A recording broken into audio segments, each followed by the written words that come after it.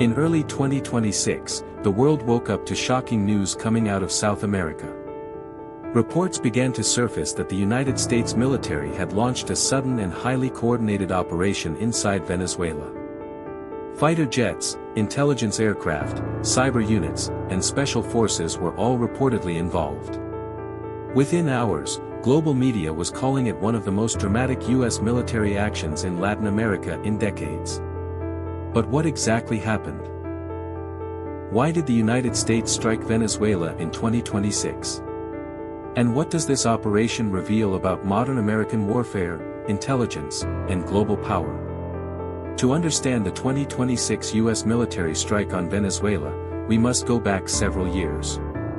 Venezuela had been facing political instability, economic collapse, and international sanctions for more than a decade.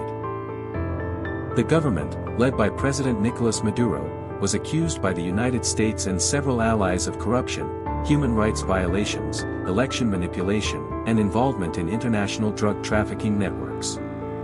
Washington had long labeled the Venezuelan leadership as a narco-state, alleging that senior officials were directly involved in cocaine smuggling operations that stretched across the Caribbean, Central America, and into the United States.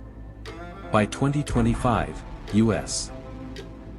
intelligence agencies claimed they had gathered extensive evidence linking high-ranking Venezuelan officials to powerful criminal organizations. According to American officials, Venezuela had become a safe haven for transnational crime, armed militias, and hostile foreign actors. Intelligence reports suggested that Iranian and Russian advisors were present in the country, assisting with security, surveillance, and military modernization. This raised alarms in Washington, especially given Venezuela's geographic proximity to the United States. Diplomatic pressure continued for years, but behind the scenes, military planning was already underway. The U.S. Southern Command, responsible for military operations in Latin America, began conducting war games and contingency planning. These plans focused on rapid strikes, limited objectives, and avoiding a prolonged ground war. Unlike Iraq or Afghanistan, the goal was not occupation or regime change through invasion. The objective was precise: neutralize key threats, disrupt criminal networks, and send a powerful strategic message. In late 2025, intelligence agencies reportedly confirmed the presence of high-value targets inside Venezuela. These targets were allegedly involved in drug trafficking, arms smuggling, and coordination with hostile foreign powers. According to U.S. officials, diplomatic options had been exhausted. The decision was made at the highest levels of the U.S. government to authorize a military operation. The operation began in the early hours of January 2026.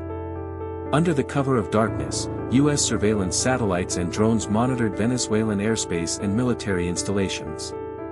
Cyber units reportedly launched operations to disrupt communication networks, radar systems, and air defenses. This cyber phase was critical.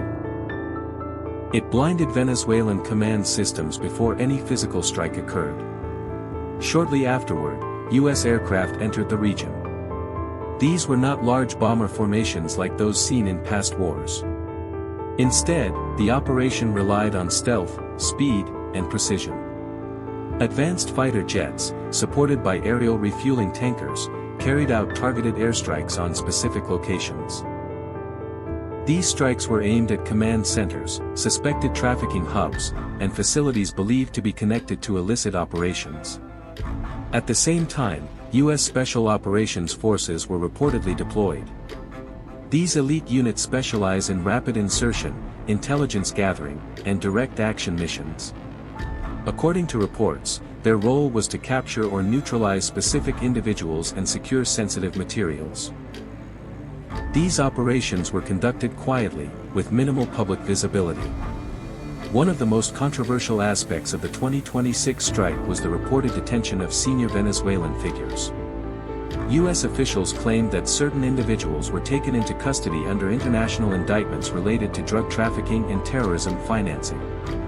This move sent shockwaves across Latin America and sparked intense debate about sovereignty, international law, and U.S. interventionism.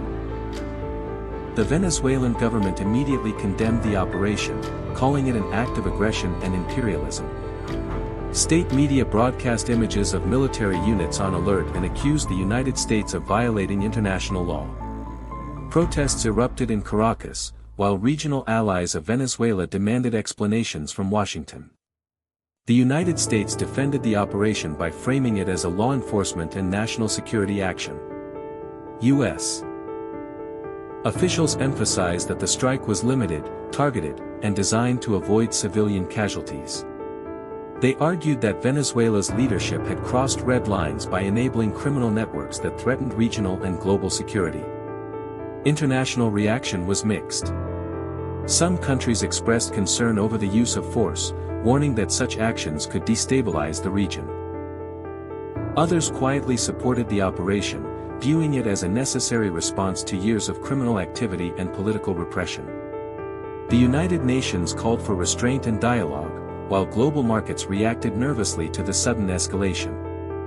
From a military perspective, the 2026 strike showcased how modern U.S. warfare has evolved. This was not a traditional war with massive troop deployments. It was a demonstration of intelligence-driven operations, cyber warfare, precision strikes, and special forces coordination. Every phase of the operation relied on real-time data, satellite imagery, and advanced communications. The operation also highlighted the growing importance of information warfare. Competing narratives quickly emerged online, with social media platforms flooded by conflicting claims, videos, and propaganda. Both sides attempted to control the story. One presenting the strike as a justified security operation, the other portraying it as foreign aggression. In the weeks that followed, Venezuela faced increased political pressure. Sanctions tightened, diplomatic channels froze, and internal divisions deepened. While the U.S. military withdrew after completing its objectives, the long-term impact of the operation continued to unfold. Questions remained about whether the strike would weaken criminal networks or further entrench instability. For the United States, the 2026 Venezuela operation became a case study in limited intervention. It demonstrated Washington's willingness to use force when intelligence and strategic interests align, even in regions traditionally sensitive to U.S. involvement. It also showed how modern military power can be applied quickly, decisively, and with specific goals, without a full-scale war. As the world moves deeper into an era of hybrid warfare, operations like this may become more common. Conflicts are no longer defined solely by frontlines and armies. They involve intelligence, cyber operations, economic pressure, and information battles. The U.S. strike on Venezuela in 2026 was not just about one country, it was a signal to the world about how power is exercised in the 21st century. Whether viewed as a necessary security action or a dangerous precedent, the 2026 U.S. military strike on Venezuela will be studied for years to come. It reflects the complexities of modern geopolitics, the blurred lines between war and law enforcement, and the enduring influence of military power in shaping global events. This was not a traditional war. It was a message.